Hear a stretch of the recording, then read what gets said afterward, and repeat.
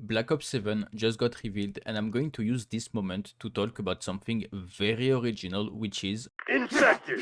this video is going to be purely speculation as I do not know if we'll get a Black Ops 7 infected, but with the fact that we had a Black Ops 6 infected, I think it's going to be the case. I'm also going to assume Treyarch is going to import Black Ops 6 Infected into Black Ops 7 or a very close version of it, which means that they're going to import everything that's good and bad about the mod. And today's video goal is point out every flaw and good part about Black Ops 6 Infected that should not come back in Black Ops 7 Infected. To reiterate, in this video I'm not going to talk about how Black Ops 7 Infected could be the best Infected in my own opinion. It's mainly going to focus on everything that's already present in Black Ops 6 Infected and how to either keep them, change them, or make them better. I'm planning on releasing a whole other video later on this year on how to make the perfect Call of Duty Infected. So yeah, I won't talk about care packages, the perfect loadout system in my opinion, and so on and so on. But yeah, stay tuned for that video coming out later this year.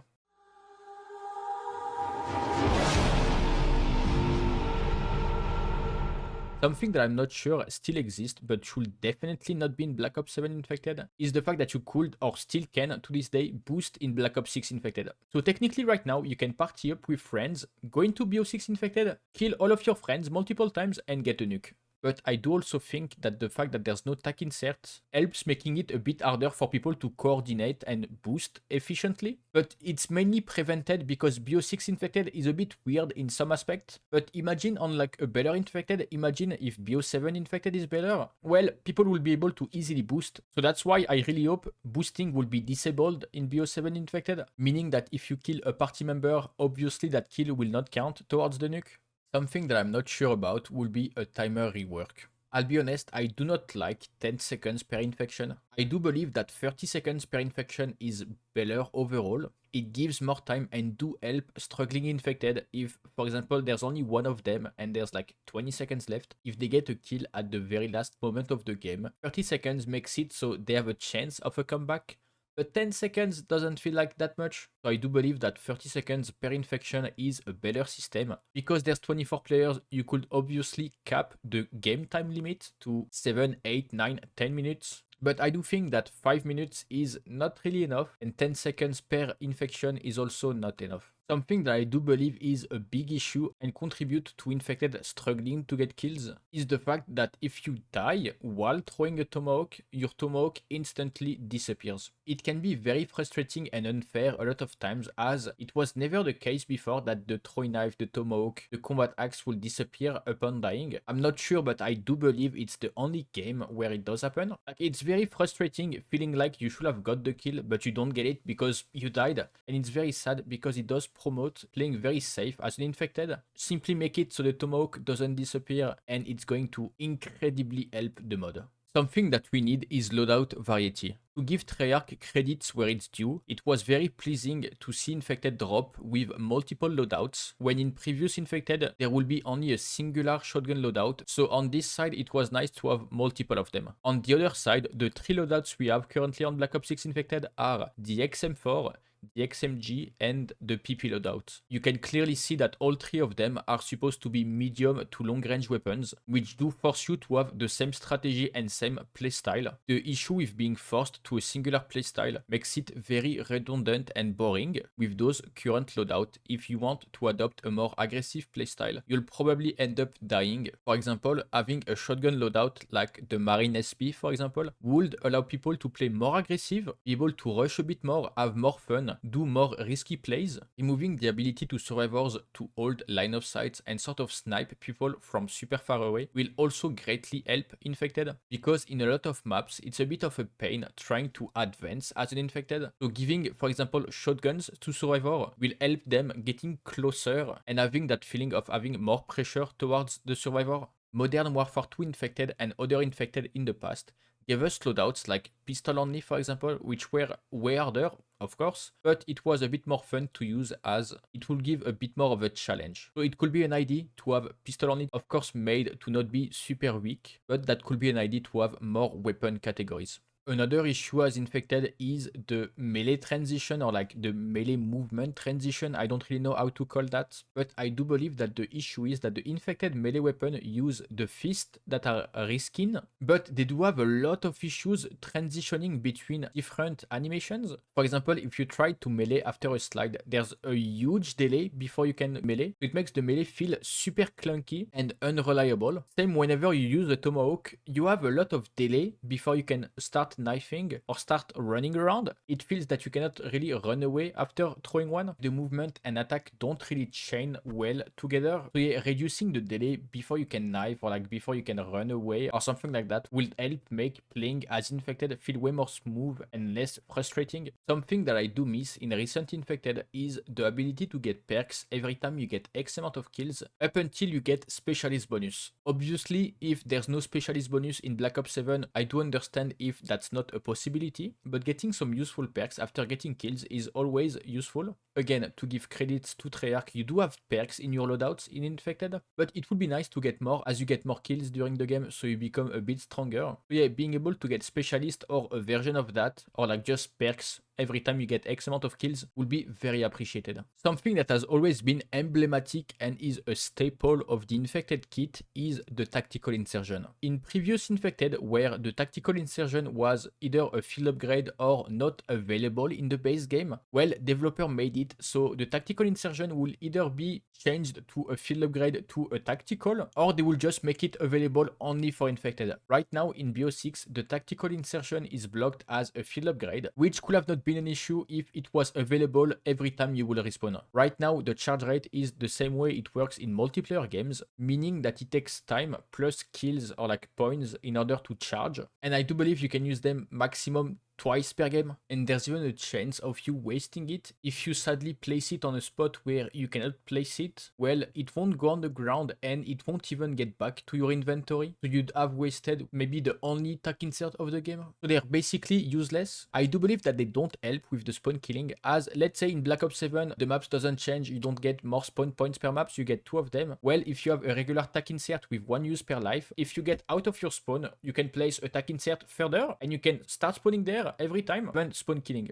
So yeah, I do believe that not having a tactical insertion as a field upgrade, but rather as a tactical, or just making it that you can use once per life, will make it way easier on multiple points. Something that I do miss in Black Ops 6 Infected, and is the reason why I did not really enjoy Cold War Infected, is the fact that Infected doesn't really feel like Infected sometimes. One of the reasons of that will be the map layouts and the spawn killing. Right now, Black Ops 6 Infected feels so easy for survivors that a lot of them just roam around the map freely because they know that Infected spawns only on a few spots and not really around the map. So what survivors do is that they always push into their spawns in, the 2 main spawn area, which makes it so there's a lot of spawn killing, and also in most maps you don't have the feeling of having to camp on a good camping spot with your whole team working as a team in order to survive the waves of Infected. It's more like the opposite. It's the survivors that are like super aggressive. Another reason for that will be that there's way more smaller maps and more players per map, so it makes Survivor feels way more oppressive than before, where before there was 18 player maximum and bigger maps on average. So way more games feels like you're spawn killing everyone, so you have way less moments trying to cover a spot or like survive on a spot with your team. So I do think that it missed the Infected flair, and one of the way to fix that will be to add way more spawn points on every maps, which will make so survivors will not be able to just look inside a corner of the map and look at the Infected spawns.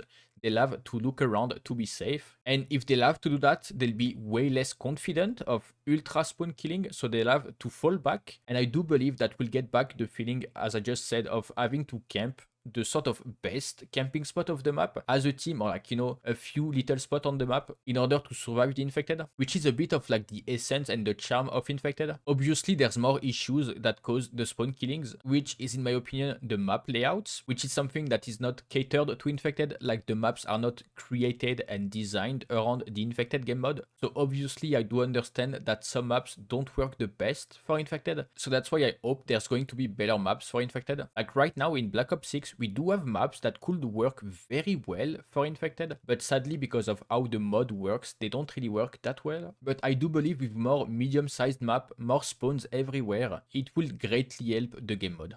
Okay, now for the fun topic that I keep talking about and I keep complaining about, which is the zombie drops. Again, giving Treyarch credits where it's due. Perfect ID, super simple. The ID itself, right? It's very simple and it's not very hard to implement. I think the execution was done poorly, only because of like the abundance of them. All three of them can be problematic in their own ways. I know that insta-kill is the most annoying one, the most like impactful one, but let's dissect them one by one, shall we? Max ammo does remove the necessity for scavenger, for example, right? Scavenger becomes a bit useless, but it's a bit too strong for two reasons. One, you can freely spam and shoot a lot of the infected, a lot of zombies, without really having to make sure you keep enough ammo, you know, in case you're in danger or anything. The other reason will be playing smart. For example, in previous infected, if you will get a lot of long range kills, you will have to wait for either a munitions box, and we all know that before people were very shy on dropping munitions box, or you will have to get scavenger. The way you get scavenger is when you get a kill, the infected drops some ammo, you'd have to play smart, take risk in order to get that ammo back. I'm not against max ammo, but I do think that it should be reduced. Full power is the same thing. The only field upgrade you have as a survivor is a proximity mine.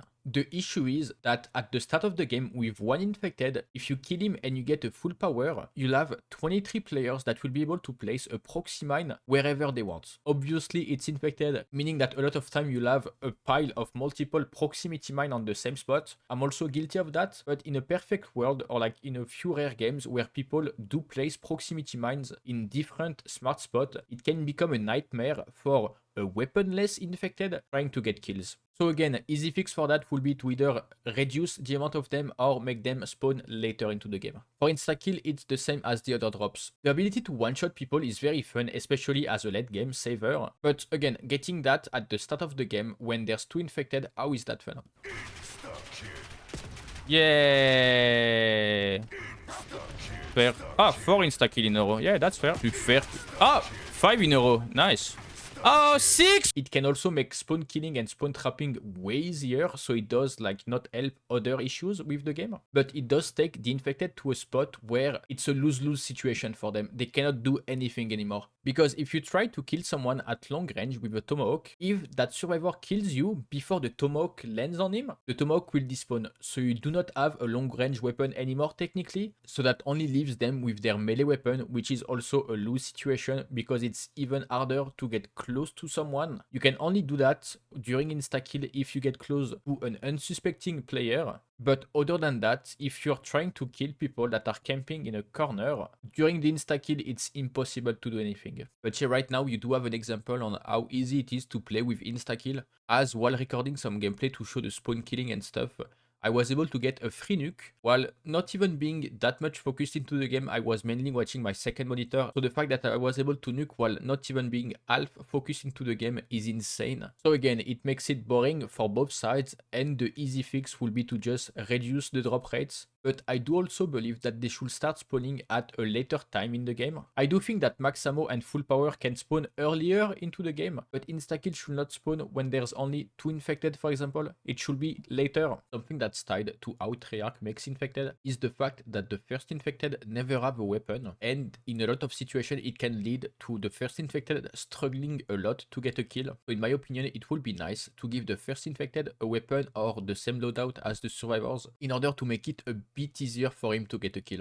A new mechanic that Black Ops 6 Infected introduced is the NPC zombies around the map, and as much as it's a fun idea, it's once again implemented a bit poorly. In smaller maps, the huge amount of NPC zombie spawning makes them super annoying and makes the map crowded for no reason, and at the same time puts you on a lose-lose situation on the survivor part, because if you decide to ignore the NPC zombies, they'll end up blocking you, annoying you, and sort of preventing you from killing infected easily. But on the other side, if you decide to focus the zombies, well, your attention is not on the infected and you have more chance of getting killed by a real player. I personally always ignore them as there's no upside of killing them, there's no reward, so killing them is useless except if you care about XP. But there's so many times where you cannot ignore them as they're body blocking you or almost killing you, especially the vermins. But the amount of time I died by just killing NPC zombies and getting killed by a real player is very frustrating. I don't play infected infected to have to focus that much on NPC zombies instead of focusing on real players. I do play infected to focus and kill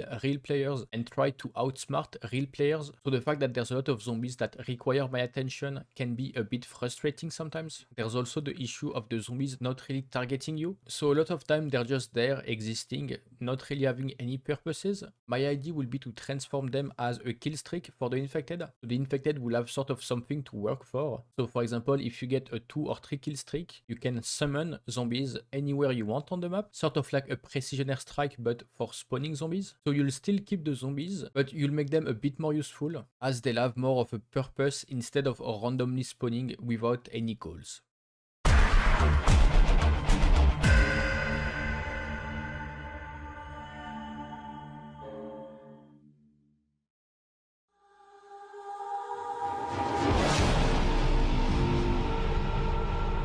Something that I really hope is going to work in Black Ops 7 Infected is the private matches. As of right now, it's been months since the private matches of Black Ops 6 Infected stopped working, and it doesn't look like anything is going to get done to fix it. I do really hope it's going to get fixed for Black Ops 6 and then get properly imported into Black Ops 7. Something that has been happening in recent codes and I wish would stop is the fact that Infected will drop later during the seasons, so sometimes you'd have to wait weeks or months before being able to play Infected. And as someone that mainly buy Call of Duty now to play Infected, it can be a bit frustrating. Once again, to give Black Ops 6 some credits, Infected came out a few days after the game dropped, which is very nice, but sadly once again the mod was gone for I think 2 months, which is again very frustrating having the mod you want to play in the game, then gone for no real reason. But Black Ops 6 implemented a party mod playlist, which I hope I'm going to see when Black Ops 7 drops, because it's a very good system to allow party mod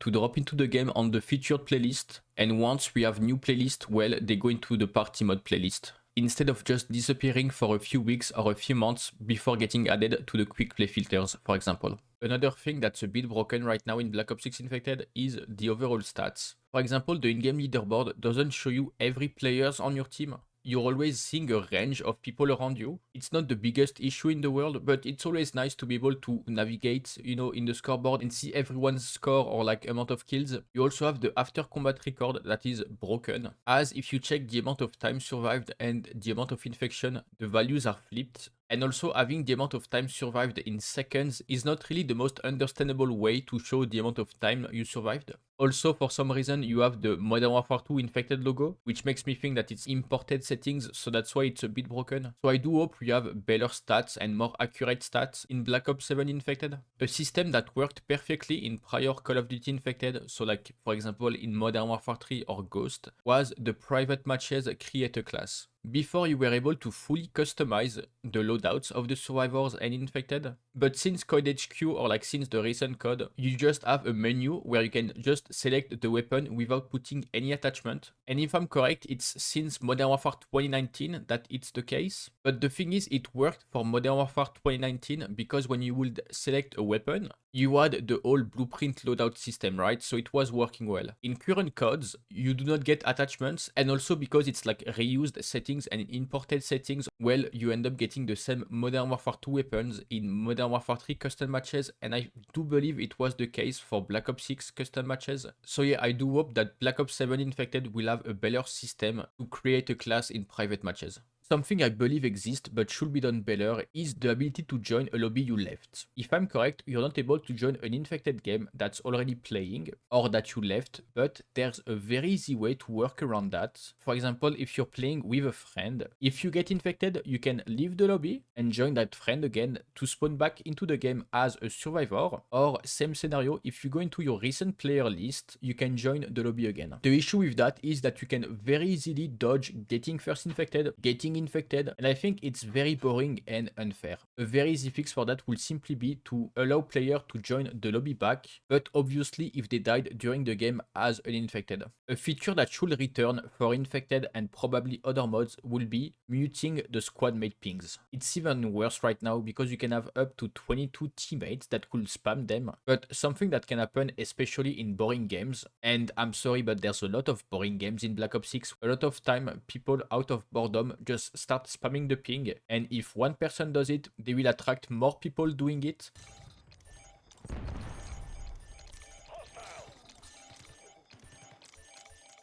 So a lot of time it can become super annoying having people just constantly spamming the ping. So yeah, the ability to mute the squad ping would be very nice, but there could also be another option that could be party pings. So you could choose between having the pings on, off, or party members only. So if you play with friends and you still want to ping zombies, ping infected, ping drops, or ping anything, you could only allow it for the party members. But yeah, I do really believe that all of those changes needs to happen at least to a degree. I do believe that most of them will help make Black Ops 7 Infected a better experience overall. But yeah, I think that's pretty much it for this video. Hoping that at least a few changes will be done well. And yeah, see you in the next video.